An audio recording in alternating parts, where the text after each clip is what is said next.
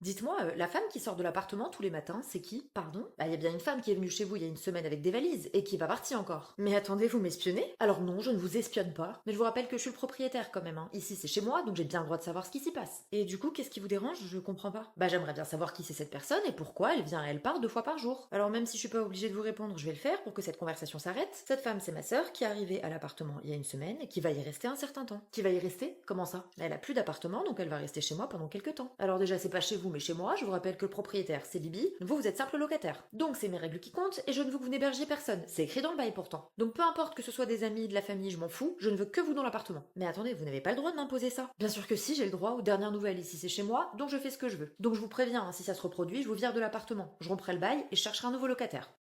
Ton propriétaire n'a pas le droit de t'interdire d'héberger quelqu'un dans ton logement, et même s'il met cette interdiction dans le bail, tu pourras continuer à rester dans le logement et continuer à héberger la personne chez toi, parce que cette clause dans ton contrat serait considérée comme abusive, donc on va faire comme si elle n'avait jamais existé. Par contre, si tu héberges quelqu'un chez toi, il faut que ce soit à titre gratuit, parce que si tu fais payer un loyer à la personne que tu héberges, ça devient de la sous-location, et dans ce cas-là, l'accord de ton propriétaire est nécessaire. Il y a plein d'autres choses que ton propriétaire n'a pas le droit de t'interdire. Si ça t'intéresse, abonne-toi pour mieux comprendre le droit. Alors la cuisine c'est fait, et pour le salon, bah écoutez ça m'a l'air nickel, hein. Ah non, sauf là, je vois quelques trous que vous n'avez pas rebouchés, comme dans la chambre d'ailleurs. Je suis désolée, je les ai oubliés. Bah écoutez, je les note juste dans l'état des lieux, mais vous inquiétez pas, hein, ça change rien. Et vous pensez que je recevrai la caution quand à peu près? Oh, d'ici la semaine prochaine, on va vous la rendre rapidement. Je vous appelle parce que je viens de recevoir le virement de la caution et je viens de voir que vous aviez gardé 150 euros. Oui, oui, absolument. En fait, il y avait quelques dégradations, donc c'est le montant qu'on a retenu pour faire les travaux. Mais attendez, quelle dégradation? Bah, les trous dans le mur que vous n'avez pas rebouchés, il y avait 6 trous et c'est 25 euros par trou. 25 euros par trou? Mais vous plaisantez, j'espère. Non, mais écoutez, c'est comme ça, vous n'aviez qu'à les reboucher avant de partir. Non, non, mais attendez, comment vous arrivez à 25 euros par trou? Parce que là, j'aimerais bien comprendre quand même. Écoutez, on va arrêter là, j'ai pas à me justifier. Quand ton propriétaire garde de l'argent sur le dépôt de garantie, qu'on appelle plus souvent la caution, il ne doit garder que l'argent qui est nécessaire à la remise en état du logement, pas plus. Et toi, tu as la possibilité de vérifier que le montant qui a été retenu correspond bien au montant des travaux qui ont été engagés par le propriétaire pour remettre le logement en état. Puisque quand le propriétaire il retient une somme sur le dépôt de garantie, il doit justifier du montant des retenues, par exemple avec des devis ou des factures. Et te transmettre ces justificatifs, c'est pas optionnel pour le propriétaire, c'est une obligation. Pour plus d'informations sur les relations propriétaire-locataire, abonne-toi pour mieux comprendre le droit. Oui, bonjour, je vous appelle parce que vous deviez me livrer un colis la semaine dernière, mais je l'ai toujours pas reçu. Vous êtes bien Inès? Oui, oui, c'est moi. Ah, désolé, c'est normal que vous n'ayez pas reçu votre colis, on ne sait pas où il est, en fait, il a été perdu. Ok, mais je dois faire quoi du coup? Comme c'est vous le transporteur, c'est vous qui me remboursez? Ah non, non, pour le remboursement, on n'est pas responsable, il faudra voir avec le vendeur. Oui, bonjour, j'ai passé une commande sur votre site, mais le transporteur m'a dit que le colis était perdu. Ah, désolé, mais je ne peux rien faire pour vous, il faut voir ça avec le transporteur. Non, mais attendez, je viens d'avoir le transporteur qui m'a dit de vous appeler vous. Vous allez pas vous renvoyer la balle éternellement. Madame, nous on n'est que le vendeur, le produit on vous l'a bien envoyé. S'il a été perdu pendant le transport, c'est le problème du transporteur, nous on n'est pas responsable de ça.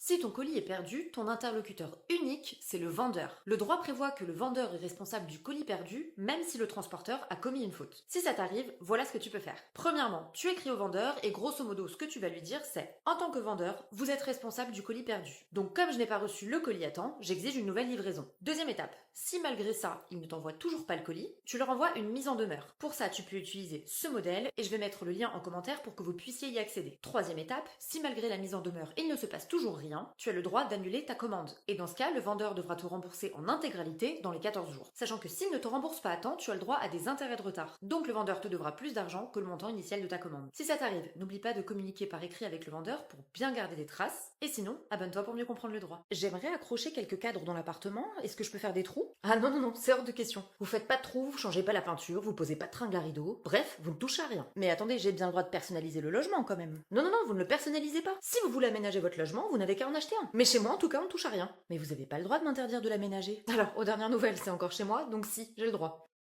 Le propriétaire ne peut pas s'opposer aux aménagements réalisés par le locataire. En fait, à partir du moment où ce que tu veux faire, ça n'implique pas une transformation du logement, comme abattre un mur ou bien déplacer la cuisine dans une autre pièce, le propriétaire ne peut pas s'opposer aux aménagements que tu veux réaliser. Donc si tu veux faire quelques trous pour accrocher des cadres, ou bien poser des étagères murales, ou encore si tu veux repeindre une pièce, comme c'est des travaux d'aménagement, d'embellissement du logement, ton propriétaire ne peut pas te refuser que tu les fasses. Par contre, à vrai dire, vous n'avez pas le droit de m'interdire de faire des travaux d'aménagement. Donc si, j'ai le droit de faire des trous dans les murs. Ok, ok, vous savez quoi, pas de souci. Par contre, je vous préviens, quand vous quittez l'appartement, s'ils sont encore là, je garde la caution.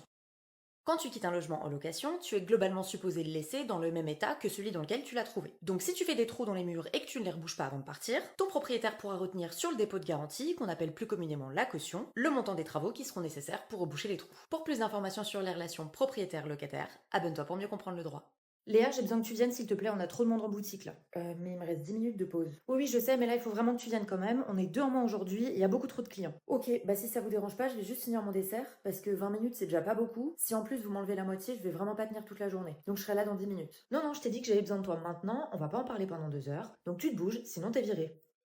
Le droit du travail prévoit que dès que tu travailles 6 heures d'affilée, tu as le droit à 20 minutes de pause. Cette pause de 20 minutes, on peut te la donner dès que tu as travaillé 6 heures de suite, ou bien avant que ces 6 heures de travail, elles soient atteintes. Et l'employeur a l'obligation de respecter la durée de ta pause. S'il ne le fait pas, tu peux le signaler à ton employeur par lettre recommandée avec avis de réception, et si malgré ça rien ne change, tu peux contacter l'inspection du travail ou bien saisir le conseil des prud'hommes. Et dernière chose, ces 20 minutes de pause, ton employeur ne peut pas décider comme il veut comment tu vas les prendre. Non, non, mais j'ai vraiment besoin de toi maintenant, mais si tu veux tes 10 minutes, tu les récupéreras plus tard.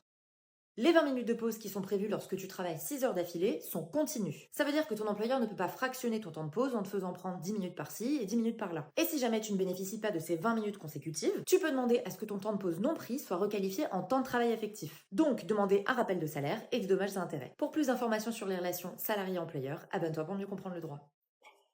Amélie, vous partez? Non. Bah vous allez bien quelque part, vous allez où? Je vais aux toilettes. Mais vous revenez pas de votre pause déjeuner là? Oui. Donc votre pause déjeuner est terminée? Oui, oui, elle est terminée, mais là je vais juste aux toilettes. Bah écoutez, pas de souci. Par contre, comme vous le savez, si vous allez aux toilettes en dehors de votre temps de pause, on fait une retenue sur salaire. Donc là je note que vous y allez à 13h32 et puis bah on vous paiera pas le temps que vous allez aux toilettes, mais allez-y, je vous en prie. Le Code du travail interdit les sanctions pécuniaires. Ça veut dire qu'un employeur n'a jamais le droit de moins de payer pour venir sanctionner un de tes comportements. La seule exception, c'est si jamais tu ne viens pas travailler ou si tu arrives en retard, parce que ton absence vient libérer l'obligation de l'employeur de te rémunérer. Si tu as besoin d'aller aux toilettes hors de ton temps de pause, ton employeur ne peut pas te retirer une partie de ton salaire. Ça, c'est dû au fait que comme aller aux toilettes c'est un besoin essentiel, on considère que ton employeur n'a pas le droit, n'a pas le pouvoir de contrôler si tu y vas, combien de fois tu y vas, combien de temps tu y vas. Par contre, évidemment, il ne faut pas que tu abuses sur la fréquence de ton passage aux toilettes ou la durée. Parce que si tu le fais, là, effectivement, l'employeur pourra avoir son mot à dire. Sauf si tu as un problème médical particulier. Pour plus d'informations sur les relations salarié-employeur, abonne-toi pour mieux comprendre le droit. Bonjour docteur. Bonjour mademoiselle, qu'est-ce que je peux faire pour vous? En fait, je suis enceinte et je ne veux pas le garder, donc j'aurais besoin d'un IVG, s'il vous plaît. Ah non, mais les avortements, moi je fais pas du tout, donc ça va pas être possible. Comment ça, c'est pas possible? Je les fais pas, c'est comme ça. Mais attendez, vous êtes médecin, c'est un acte de soin, donc vous devez me soigner. Sinon, comment je fais, moi? Non, non, je ne dois pas et je ne vais pas le faire. Donc ce que je vous propose, c'est que... Mais c'est lunaire, s'il vous plaît, vous êtes docteur, vous avez pas le droit de refuser de me soigner. Dès que je sors d'ici, j'appelle la police, l'ordre des médecins, parce que c'est illégal ce que vous êtes en train de faire. S'il n'y a pas d'urgence pour le patient, les médecins peuvent invoquer leur clause de conscience pour refuser de réaliser des actes qui seraient contraires à leurs convictions, par exemple leurs convictions religieuses. Un médecin peut donc tout à fait refuser de pratiquer une IVG, ce refus sera légal et le médecin ne risquera rien juridiquement derrière. Non, non, je suis pas obligée de pratiquer un avortement et je le ferai pas. Mais ce qu'on va faire, c'est que je vais vous donner le contact d'un confrère qui lui les pratique et comme ça vous pourrez prendre rendez-vous avec lui. Si un médecin refuse de pratiquer une IVG, ce qui est parfaitement son droit, il doit t'informer immédiatement de ce refus. Et surtout, il doit obligatoirement immédiatement t'orienter vers un autre médecin susceptible de réaliser l'avortement. Pour plus d'informations sur les relations patient-médecin, abonne-toi pour mieux comprendre le droit.